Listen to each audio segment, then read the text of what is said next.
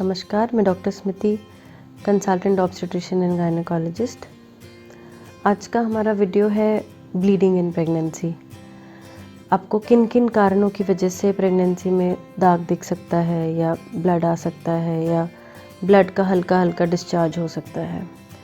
तो अब ब्लड आने के कारण, पहली बात तो ब्लड आना प्रेगनेंसी में कभी भी नॉर्मल सिम्टम नहीं होता। हमेशा हमें अपने डॉक्टर से मिलना है, ये बात हमें याद रखनी है। हमें किसी भी कारणवश ब्लड आए, हमें सबसे पहले अपने डॉक्टर को इन्फॉर्म करना है कि हमें ब्लीडिंग या स्पॉटिंग हुई है प्रेगनेंसी में। अब ब्लीडिंग इन प्रेगनेंसी के पहले 3 महीने में कारण अलग हो सकते हैं, बीच में 3 महीने में अलग, लास्ट के 3 मंथ्स में अलग अलग रीज़न्स हो सकते हैं। सो फर्स्ट 3 मंथ्स में क्या रीज़न हो सकता है कि जिसकी वजह से आपको ब्लीडिंग हुई या आपको blood stain discharge for that matter अगर आता है तो पहले 3 महीने में अगर प्रेगनेंसी आपके बच्चेदानी के अंदर ही रुकी है तो हो सकता है कि थ्रेटेंड मिसकैरेज हो। मतलब बच्चा जो है, बच्चे के और बच्चेदानी के बीच में कभी कभी कुछ इंटरनल ब्लीडिंग हो जाती है जिससे आपका मिसकैरेज का रिस्क बढ़ जाता है।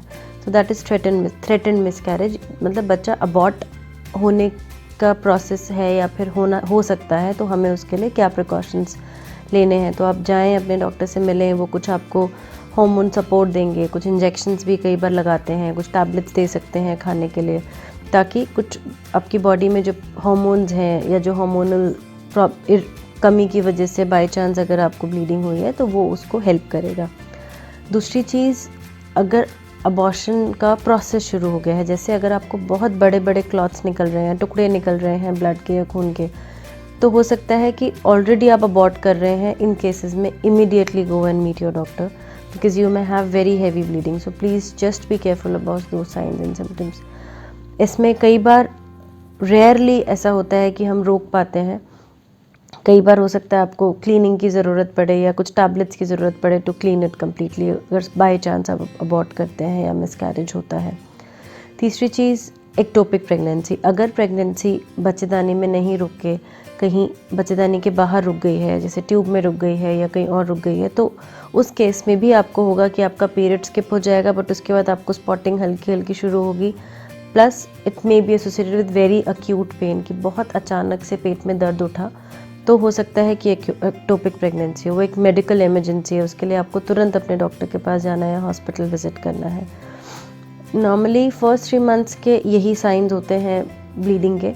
कभी कभी ब्लीडिंग पॉटी से, या फिर जैसे हम कहते हैं कि अगर आपको कॉन्स्टिपेशन है, जो कि एक नॉर्मल प्रेगनेंसी सिम्टम है, उसमें भी कभी कभी ऐसा होता है कि आपको ब्लड वहाँ से आता है।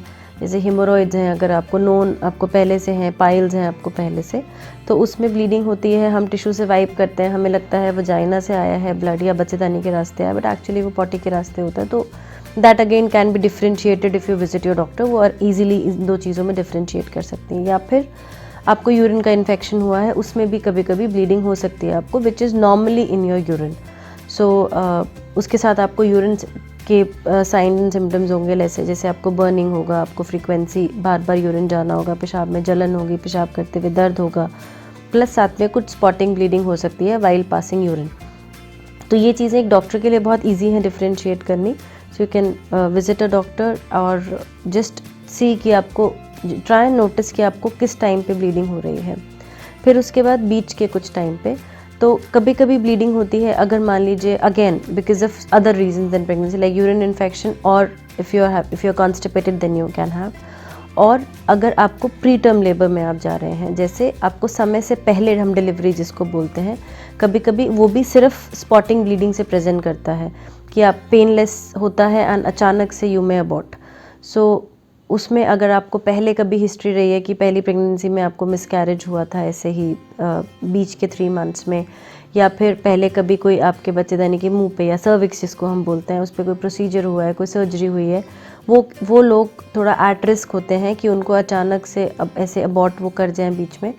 तो उनके लिए इसलिए आपको कभी भी ब्लीडिंग या स्पॉटिंग हो प्रेगनेंसी में, please just report it to the doctor. Don't sit at home and wait that it could be normal. Bleeding in pregnancy is usually not normal.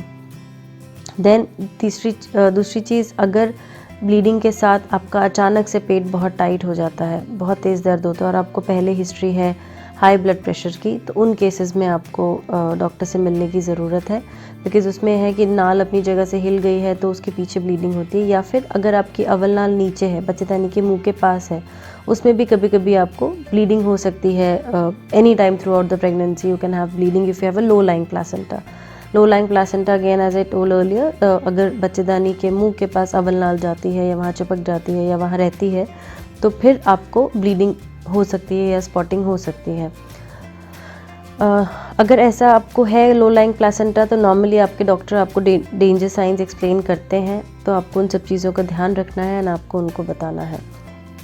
Third trimester ये कॉमन चीज़ें हो सकती हैं, like अगर लो lying placenta है तो उस वजह से ब्लीडिंग हो सकती है।